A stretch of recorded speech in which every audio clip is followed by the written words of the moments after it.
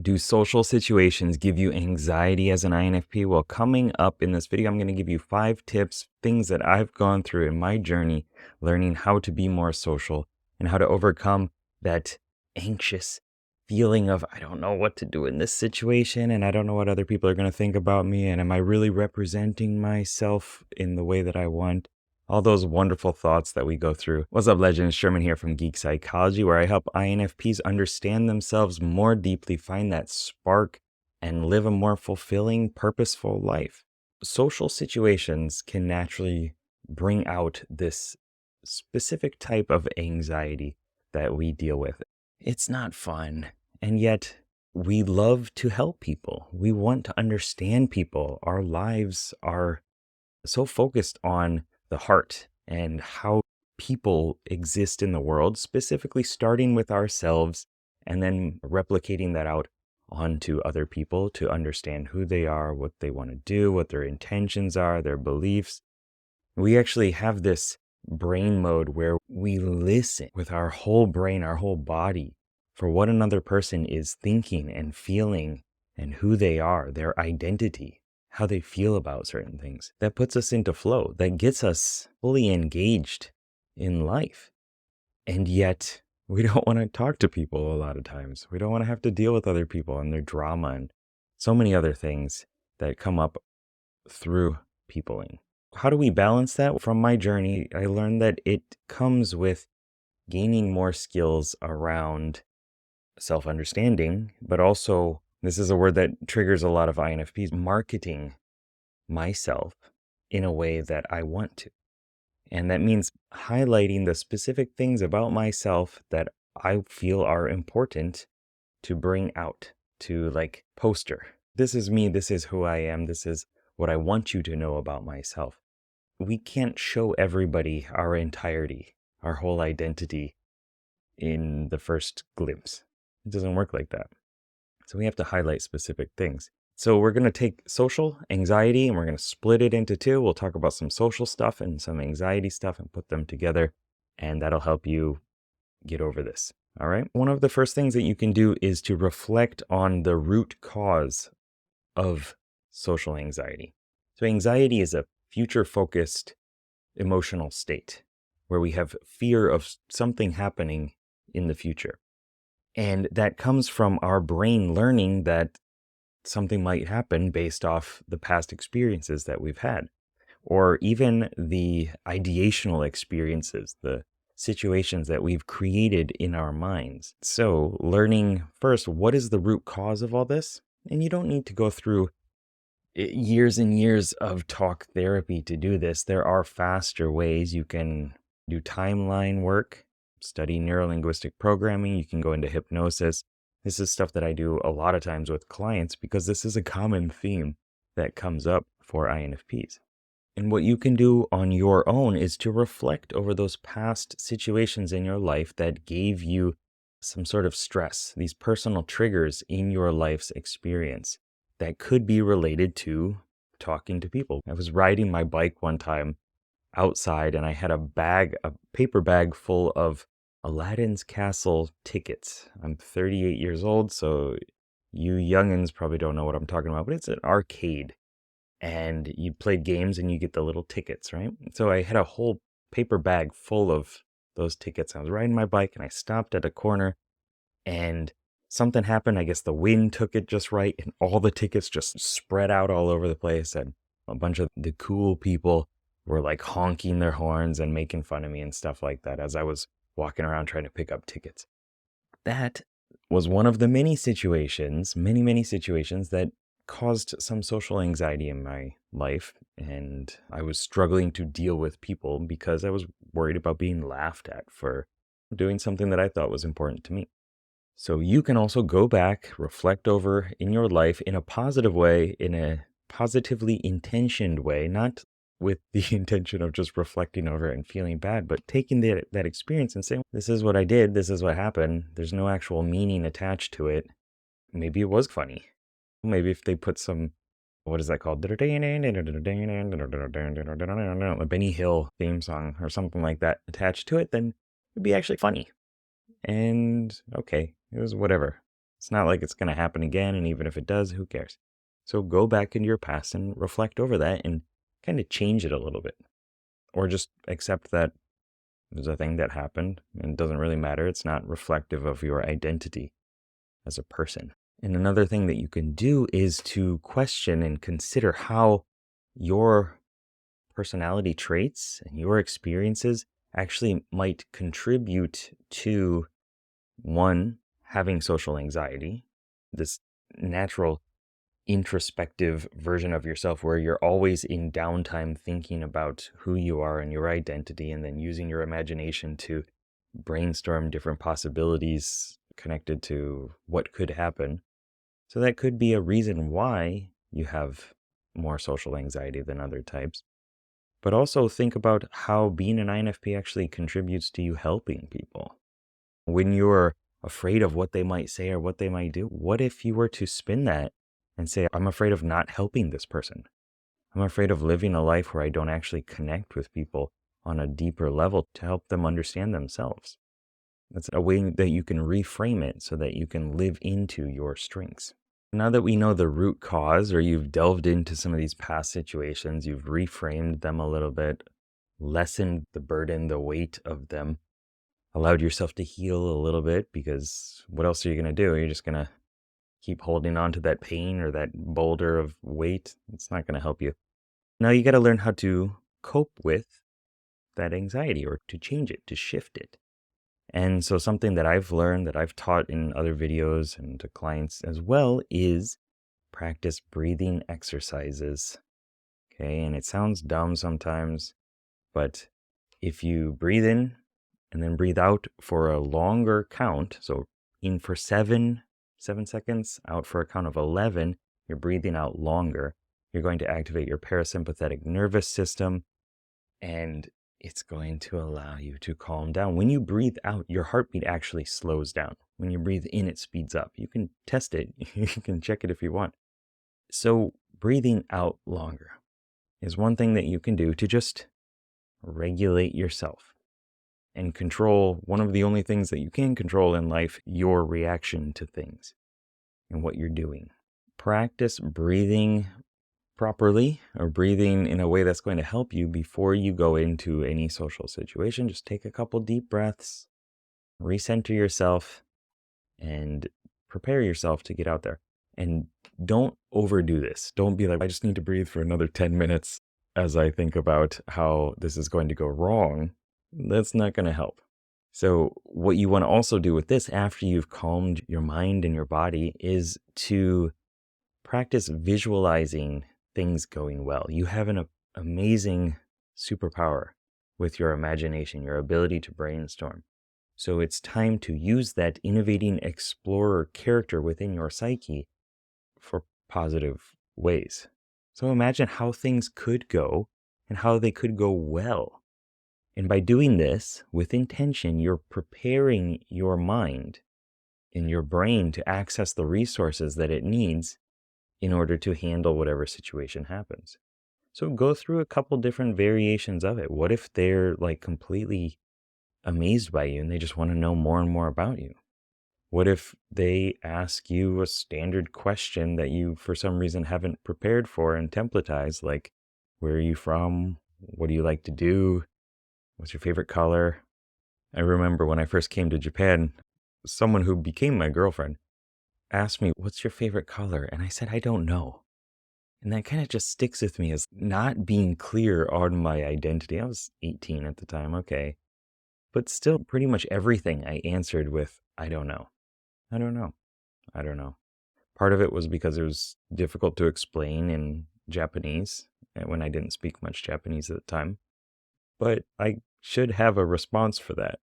So practice these positive visualizations and how things could go well, or how you deal with a situation that comes up that maybe wasn't going well. So you can learn to thrive and coach your brain, kind of like a director of a movie.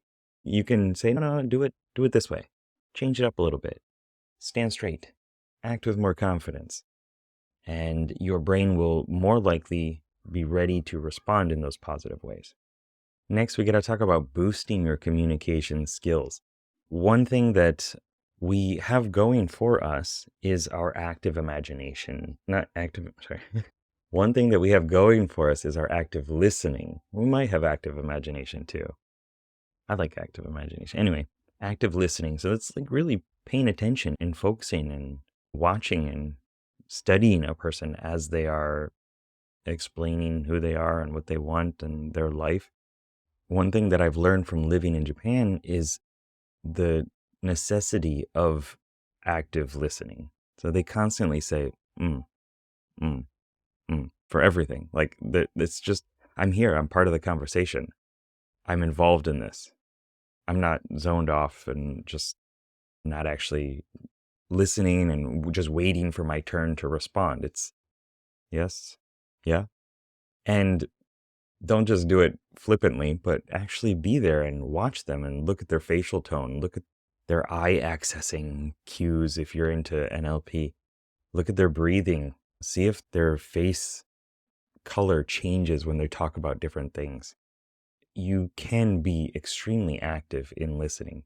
And we have a superpower for this. Our brain wants us to do this, and we can do it even more. We can do it better by bringing, again, intention into the process. And everybody loves to be heard. Everybody loves to be listened to and felt like they're special and paid attention to. And this is something that we often complain about, is nobody understands us. Nobody listens to us. And so we can give it back to other people in a way, and it should come back to us too. And another little tip for improving communication skills is to ask open-ended questions. Not questions that can be answered with yes or no, but why is this important to you? What's getting in the way of you achieving this goal? Who needs you to succeed with this the most? Use your mind and construct interesting questions that can allow the other person to think and to then respond in a way that builds more or creates more like fodder for conversation and interaction. One really cool thing about leveled up extroverted intuition is not just pattern recognition, but it actually creates and shifts the dynamics of a situation. So you can say, this is something that's important to me that I want to talk about eventually. And you can start to like create little stepping stones to get to that point in the conversation. And it becomes more organic and natural as you're doing it. And so that's another positive way that you can use your skills and traits as an INFP to improve your communication. Now let's focus on building meaningful, deeper connections with people. I've been able to fit myself into many different groups. I was told that I'm welcome in this group or this group many times in my life in different situations. And that's cool. It's nice to be able to like blend in as an Enneagram 9. It's very true to my type. But it's really nice to find groups of people that you really resonate with, that you like, that you share an interest with. Not to just create an echo chamber of the same ideas, but to be like, yes, we share this. This is something that we both find really important to our identity and our personality. So put yourself in situations and locations, whether they're internet locations or real life locations, that are going to be beneficial for you to meet those kind of people that you want to be around. You probably don't want to go to an accounting seminar or something like that. It's probably just not where you're going to feel alive and thriving. But maybe go to an art show, maybe go to a Comic-Con or something like that. Something that is like tapping into different aspects of yourself that you really like, that other people that are there naturally share those same desires and qualities and interests. I know it sounds basic, and I know it's like, of course, but how many of us actually do that? Not as many as we should. We're like, I can't meet anybody that, thinks like me. Are you going to those places? Are you putting yourself in the environments that you're going to find people that are similar to you in the ways that you want them to be? If you're not taking action on it, probably not going to happen. You're not just going to wake up and there be a group of 30 people surrounding you. I hope not. sharing these same interests and being like, oh, finally, you're awake. You're here. Let's talk about this thing that you want to talk about. Doesn't work like that. Got to go do stuff. The hero must leave the Shire and go out there and learn new skills. A little tip for this is to prioritize quality over quantity in relationships, and we're very good at doing that. We're very good at the one-on-one supporting and bonding, but we do need to be in those situations. We got to put our butt where our heart wants to be. And the last point here is to embrace your unique INFP qualities. We talked a little bit about this before, but bring it as a superpower, as a weapon of influence into social situations. You need to leverage, and this is myself as well, okay? I'm not just preaching here. We need to leverage our intuition, our creativity, our caring, our sensitivity to engage with others. You don't need to just put on the proper tie and be all formal and stuff. That's just not going to fulfill you, and it's not going to share your gifts with the world. We need to be who we are, and we need to be more of that with the world and share that with other people. And if we're not doing that, then the world is missing out because of our boundaries or our inability to get over ourselves and share these things that are really important. And that might have struck a nerve. I know. And the world's not made for us. Nobody sees our value and our gifts. But we have to sell it. We have to get out there and make sure that other people see it and know it. And if we don't, how are they going to see it or know it? If we just hide our light all the time, then nobody's going to see it. And we can't blame other people for that. Yeah. Through my journey of going out to the clubs once or twice a week for 7-8 hours at a time, every week for many years, and going to just any time that I could put myself out of my house, almost any time, I would do it. Because I knew that it was important to me to get over my own stuff, for me to be able to talk to people and express what's important to me so that I could meet the people that I want in my life, so that I could create the connections, so that I could do this YouTube stuff, for example. All of these things come from having that big desire to get over my social anxiety.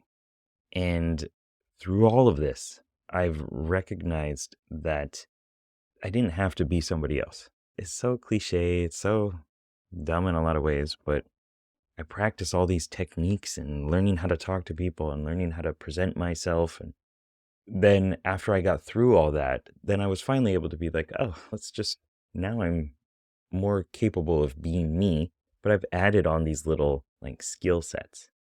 I've spread out my talent tree a little bit, my skill tree. And because of that, I can share more of what's important to me and more of who I am. But I had to learn these basic skills of what to do with my hands and how to present myself and how to not make a fool out of myself every time I try to talk to anybody I'm remotely interested in. So many times. And that's okay. Those are learning experiences. Okay? Treat them as that. Treat it all as failing forward, as a complicated success. The only way that you fail is when you stop. If you give up, if you say, I can never be good at this stuff, at socializing and talking to people, and I'm always going to have this anxiety. If you've given up on that, then yes, you've failed. But if you treat it as, well, this is a sign that what I'm doing is not working, so I need to try it in a different way. That's all it is.